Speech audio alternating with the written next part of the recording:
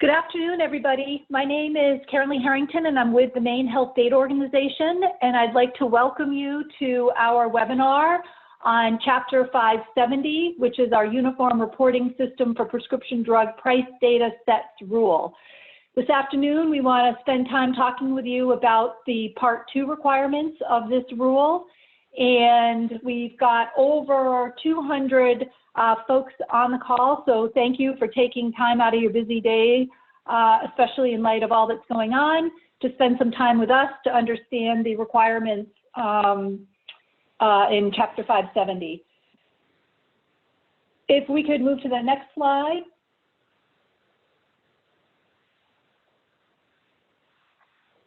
So just quickly, just a few housekeeping reminders. Participants' audio has been muted. So questions that you have, please submit through the webinar chat feature, and we will do the best that we can to answer questions that you have once we get through the presentation. And for those questions that either we're unable to answer just because of time or we need to think through, we will follow up in our FAQ that we will post in the prescription drug portal.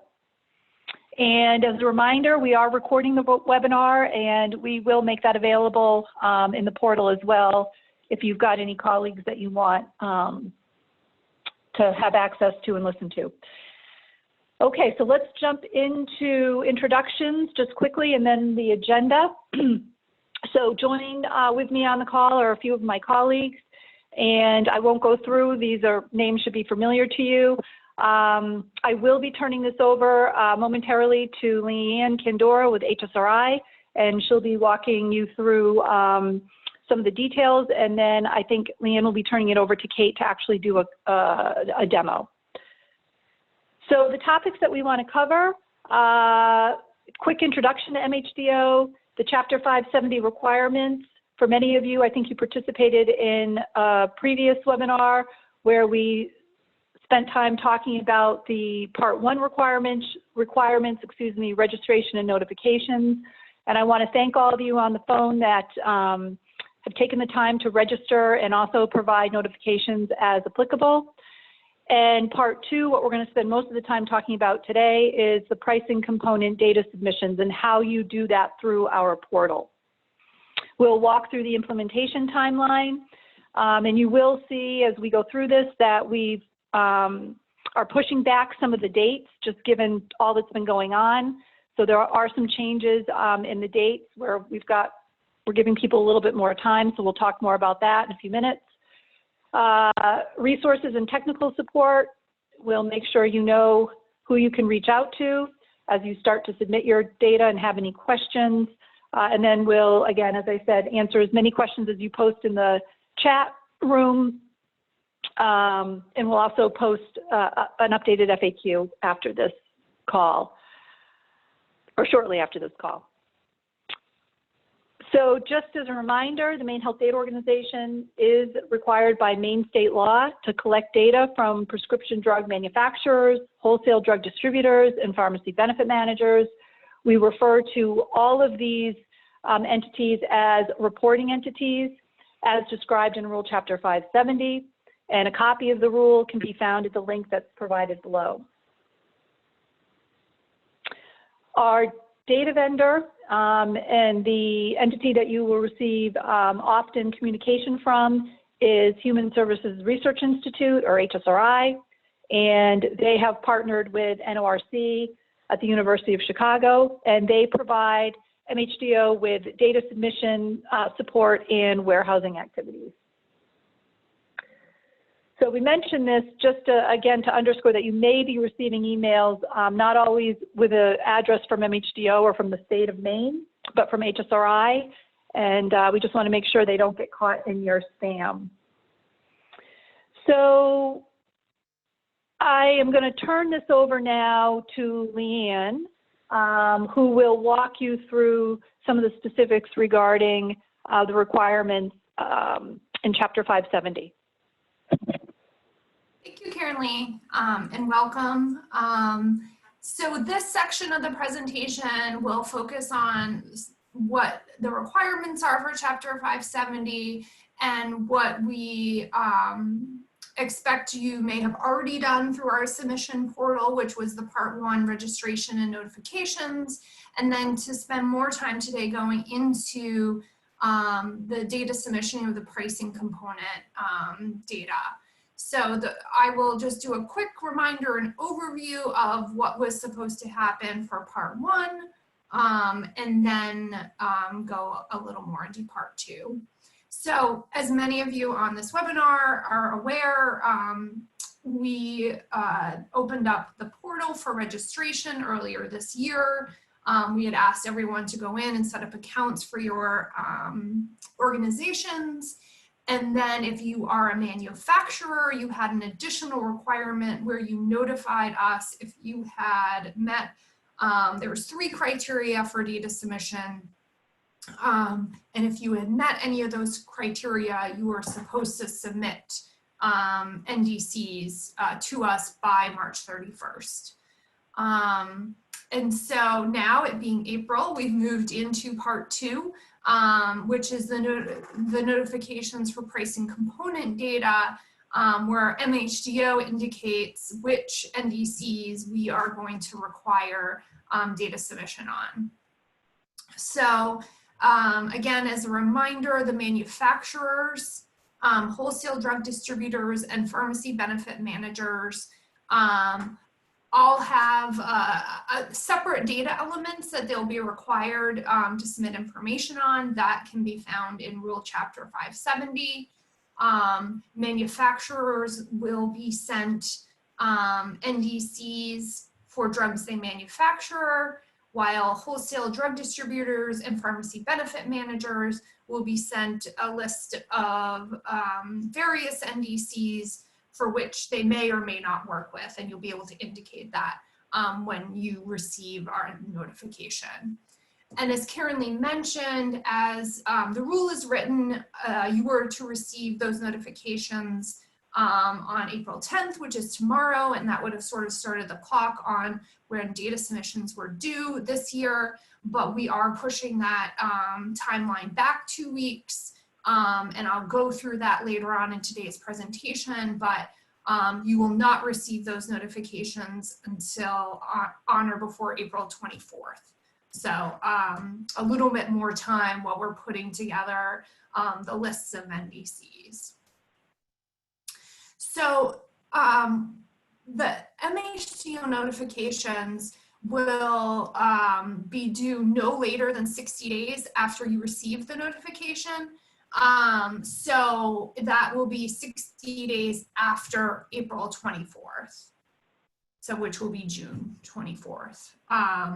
So we'll go through that in the timeline, but once you do receive the information in the data submission templates, you'll have 60 days to complete and submit those through our portal. And we will be giving a demonstration of what that looks like during today's call. So I bet many of you are thinking and asking yourself, what will this look like? How many NDCs will I be asking to report on? So if you're a manufacturer, you may or may not receive a list of a handful of NDCs that you manufacture that we would be interested in. And we will let you know in a few weeks if we are asking for additional information. For drug distributors and pharmacy benefit managers, you will all receive sort of a standard list that we're looking at. That will be hundreds, not thousands. It'll be on the smaller side of that, but right now we're still working on determining which NDCs we are going to request. And again, that's looking like for pharmacy benefit managers and drug distributors, that it will be a list that's probably in the hundreds range, the low hundreds. So these are being pulled by focusing on families of prescription drugs that are some of the most costly, most utilized, and or represent some of the highest increases in costs for Mainers. And so we're working on finalizing that list for you now. And that will be the information that goes out on April 24th. So as I mentioned, some of the dates have changed. So you can begin downloading the pre-populated templates with those NDCs beginning April 24th from the prescription drug price portal. And Kate will be demonstrating that in a few minutes. You will then complete the template within your own environment, and then you will take that Excel template and submit it back to the prescription drug price portal by June 24th. If you can get it done sooner, great, but that is the deadline. So going to the next slide. So the templates are Excel templates. They'll look something like the screenshot you see here. They will have at least 2 tabs. The first will be kind of instructional information that indicates how you are supposed to fill the template out and have space for your name, organization number and year, and give some descriptions of the data elements that you'll be filling out. And then the second tab will be more of just the spreadsheet with the list of NDCs with the data elements for you to fill out. So this is the part of the presentation that I'm going to stop sharing and hand it over to my colleague Kate Mullins to show you how this looks in the portal. Thank you, Leanne. So I'm going to walk you through what this process will look like through the portal. The features that I'm going to be sharing with you today are not currently available to you in the portal just yet. Again, because we're pushing out these dates a little bit, we're gonna pushing out the availability of those features, and we will be communicating with you once they do become available. So for now, this is just an introduction. So as a heads up to what this process will look like, this recording will be available later when it does come time to use these features. And then we also will be updating all of our documentation, including our user manual and our FAQs, just to give you instructions when it comes time to do this. So you're going to log into your account as you have been doing through the portal. And you're going to, as Leanne described, the first step will be obtaining the pre-populated templates that will include the list of NDCs that you're going to be required to report on. And so the new feature here will be just that, the templates.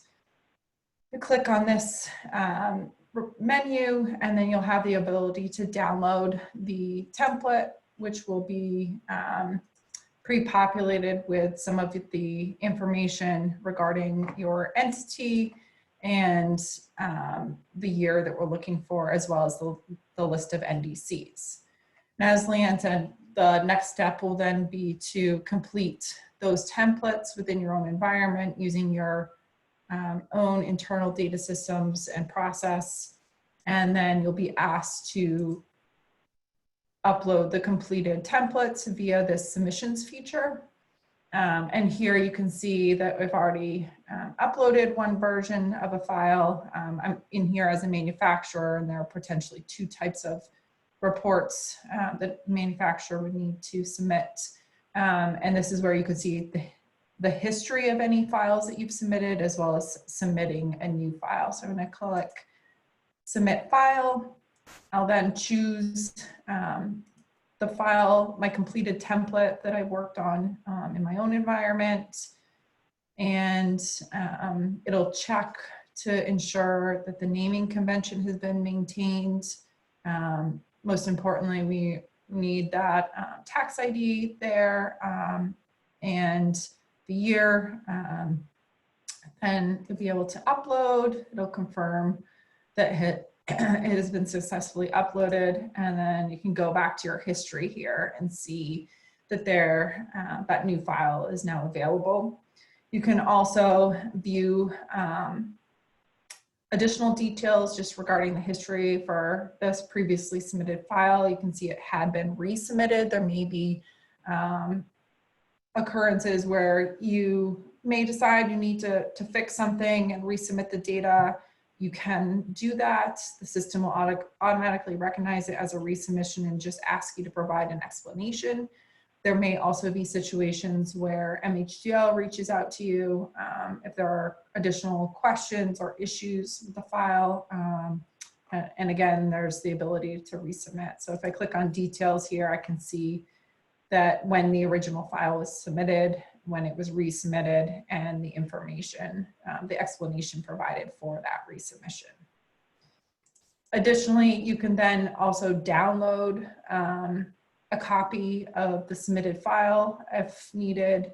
And you can also just download the full history of your submissions here as well. And that's it. It's pretty simple in terms of the accessing the pre-populated templates and then uploading them through the portal. So Leanne, I'm going to hand it back over to you.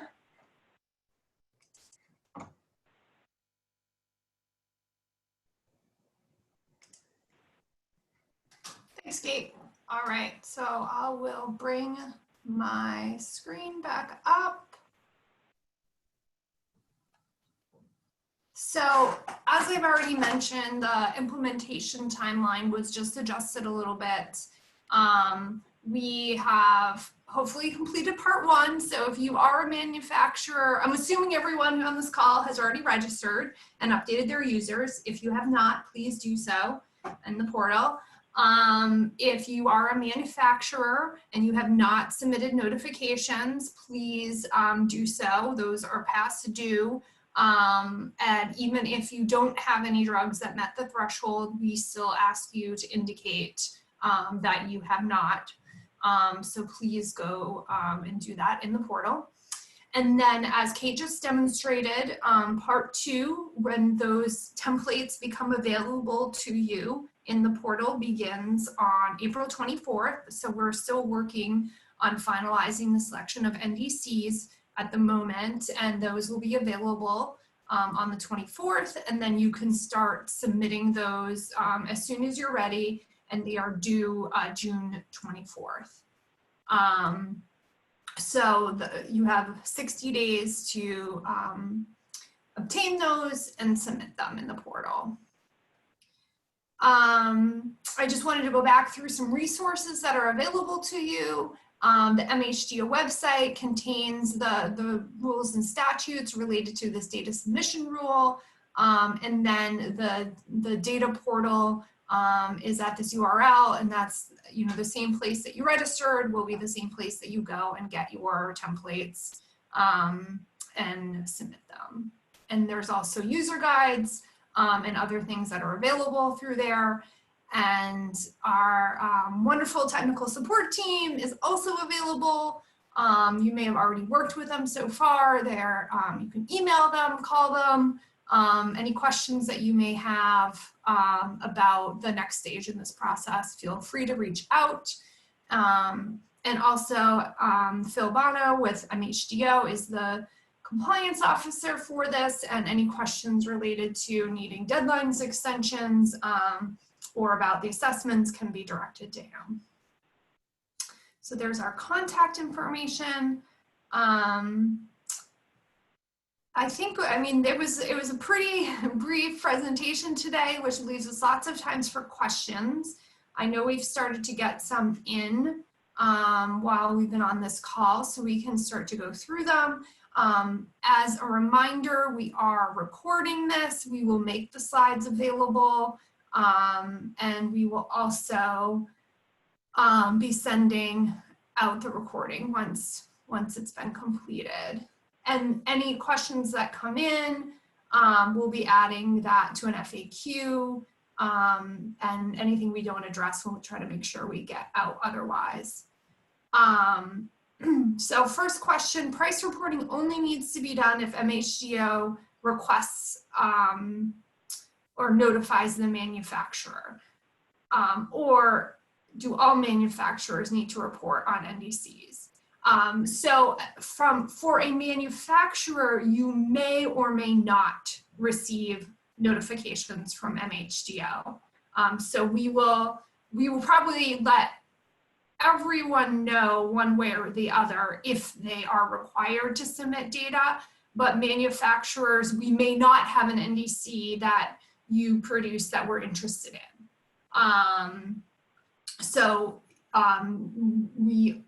Not everyone will have a report, which is different from pharmacy benefit managers and drug distributors. We do expect reporting from all distributors and pharmacy benefit managers. If you do not handle an NDC that is on your list, you'll have a place to indicate that. So we do not expect you to have data for all of them, especially at the distributor level. So you just need to indicate that you do not handle that NDC. There's another question, as a manufacturer, is there a WAC threshold that indicates a manufacturer must file a report? So we are looking at a few different ways to generate our list of NDCs.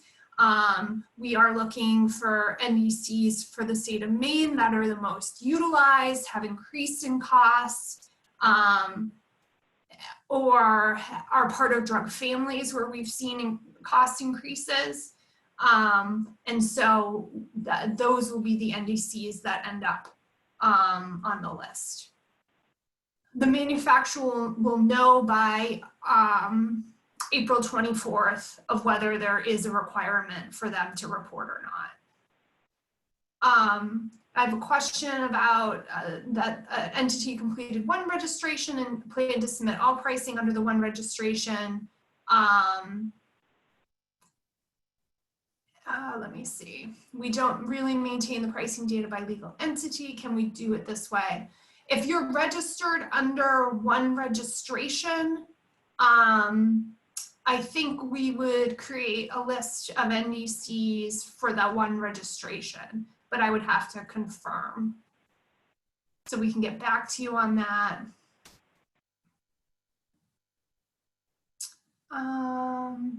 So there's a question, do we need only price increases for the end? You will only need to report NDCs for which we ask you to report on. But we expect all manufacturers will have already notified us if they had NDCs that reached the thresholds. But there may be other NDCs that we require cost data on. And Leanne, I think, this is Karen Lee, I think it's important to just take a minute and underscore the difference between the requirement in the first part, what we're calling sort of part one of this rule, which is the notification, and the difference between that process and what we're talking about in part two, which is a process where you're going to be submitting much more detailed information regarding specific NDCs. So again, to underscore, part one of the rule requires registration and manufacturers to notify MHDO if you have an NDC that hits one of the triggers that is described in our rule. And one of the triggers, for an example, is if you have a price increase that I think is greater than 20%. That's separate from what we're talking about primarily in this webinar, which is now we're going to tell you what additional data we'd like on, it could be some of those NDCs that you've notified us on, or it could be NDCs based on utilization and costs that Mainers are most likely using and spending money on. So two very different requirements, And if anybody has any questions about that, that you want to talk through, we're happy to have those offline conversations. Thanks, Karen Lee. We do have some specific questions about this affecting contract manufacturers or outsourcing facilities. We will follow up on that in writing. Next question, if we do not receive anything on 4/24, then no further action is required. Correct. That is correct for manufacturers. If you do not receive a populated template, we do not have any data that we're requesting from you. But all PBM and drug distributors should have templates that they need to submit. Let me see. There's a question about the $500 payment due in July. Karen Lee, do you want to answer that? I've seen a couple of questions about, can we speak to the payment that's due in July? I'm not sure if there's a specific question. Underneath, there's another question, is the $500 payment still only acceptable by check, or can we set up you as a vendor with a direct deposit? We'll follow up in response to that in the FAQ. And if there's a more specific question regarding what you want me to speak to beyond how can you submit payment, if you want to just put that more specific question in, we can try and answer it. Great. Karen Lee, there was also a question about reported information being made public and options to protect confidential information. I know we've spoke a little to this maybe during the first presentation, and just that we are presenting summarized information for reporting, not individually identifiable. Karen Lee, anything you want to add to that? Yeah, so, and we can confirm this in the FAQ, so you have it in writing, but the law that governs all of this prohibits us from releasing information at the manufacturer level. This is all information in the aggregate, and we are very limited to whom we may share information with. One of the entities is the Maine Superintendent of Insurance, but their requirement is if we share information with them, they need to keep the information confidential. So it is protected, and the reporting that we will be doing will be in the aggregate, and we'll put the specific language for your reference in a FAQ. Thanks, Karen Lee. We had a question about not having any customers in the state of Maine, but they hold a license to sell, and no sales in the state. I think you'll still need to indicate that if you do get a template, but we'll follow up in writing. Question, if this comes from a manufacturer, if they had no price increase notification sent in part 1, then it will not trigger detailed data submission part 2. This isn't, that is not true. You may not have had notifications for part 1, but you may have be the manufacturer of an NDC which gets selected because of costs and utilization factors within the state of Maine or as part of a drug family. So please let me know if you have more questions on that. I'm just scrolling.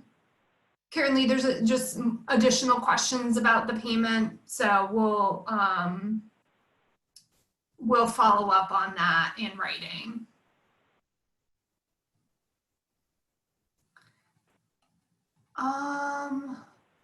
last question that I'm seeing. My screen just went black. I don't know if you guys see that. Okay. I don't think there's anything else I need to show anyway.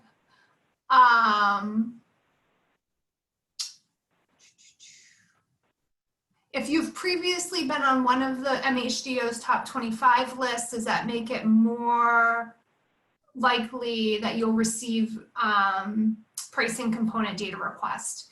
Great question. We did review our top 25 lists, and we are creating criteria. If you appeared on those lists, you may be selected. So not all the drugs on the top 25 list will be selected, but we are reviewing for those drugs that may have shown up multiple times. So yes, that does increase the chance that you will be, you will have your NDC selected. Kate, Karen Lee, I know you guys can see the questions too. Were there other ones that you thought we could address? So this is Karen Lee. There's a question about in what scenarios would MHDO request an audit and or corrective action plan? And that's really a recommendation that my compliance officer will make based on his work with HSRI and with the submitter. And if there, I mean, obviously our first preferred course of action is to work with the submitter to understand whatever we may be having questions about that would lead us to think that maybe we need to do an audit or there is a need for a corrective action plan. So again, our first preferred strategy is to work with you. And if it gets to a point where we're talking about an audit or a corrective action plan, you will be well aware of that because we'll come to that decision not lightly, but because we've reached an impasse. So I don't know if that answers the question. Again, if somebody wants to talk about that in more details, we're happy to have that conversation.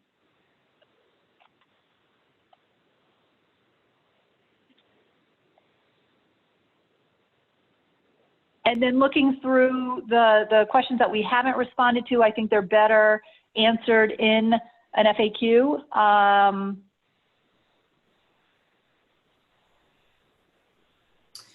And since now we have a little time between now and the 24th, we'll try to get this information out to you prior to when the notifications will be sent. So it gives us a little more time to be responding to some of the questions. There are definitely more questions that have come in regarding the $500 assessment. I can confirm that we have not sent out invoices, so that those invoices have not yet been sent out. So we will absolutely, for the assessment, get responses out sooner rather than later so that folks can plan.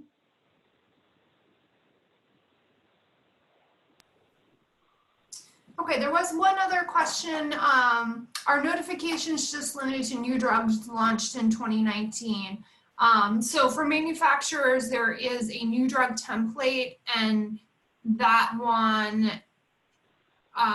was triggered by the new drugs in the period in 2019, that September 19th to December period. So that's what was looked at. And just to be, Leanne, let's just expand on that. To be clear, there are, and Leanne and others, correct me if I'm wrong, but there are 3 triggers that would require the reporting of NDCs, right? There's one trigger is there's an increase, a price increase in generic drugs. The second is a new drug based on the criteria that's defined in the rule. And the third is an increase in generic drugs. I'm asking my team. I'm drawing a blank. Sorry, I think you said generic twice. I think you meant brand name drugs. There's price increases in generic, brand, and new drugs. So there are 3 triggers. The details of those triggers are defined in the rule. So take a look at the rule if you're interested in those details. But there are 3 triggers for notifications, which that happens well before we then tell you what drugs we want the additional data for.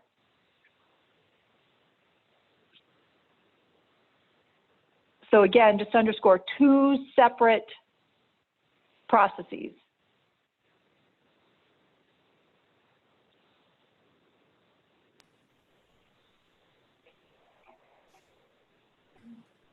So, Caroline, do you have anything else to add? So there is a question that just came in about, will there be an extension to the 60-day response time due to the current challenges with COVID-19? We have not made the decision to extend the reporting deadlines.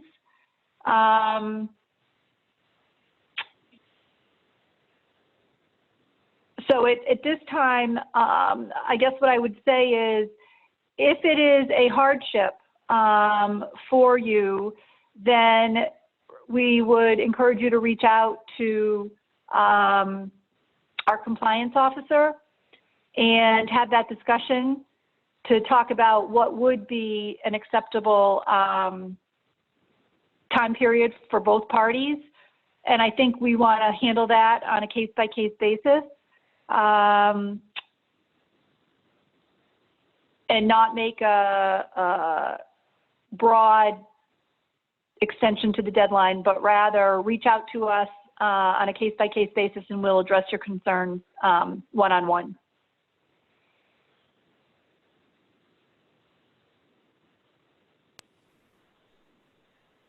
Great. And just to reiterate, we will be posting and making available a copy of the presentation and a recording. We're also have a copy of the questions that came in that we'll work to respond to either directly or through an FAQ. And as you see up on the screen, you have our help desk you can reach out to, and also our compliance officer. And we are planning on sending out the notifications on April 24th. And so that's when you'll be getting communication from us again. Thank you, everyone. All right, super. Thanks, everybody. Have a great day.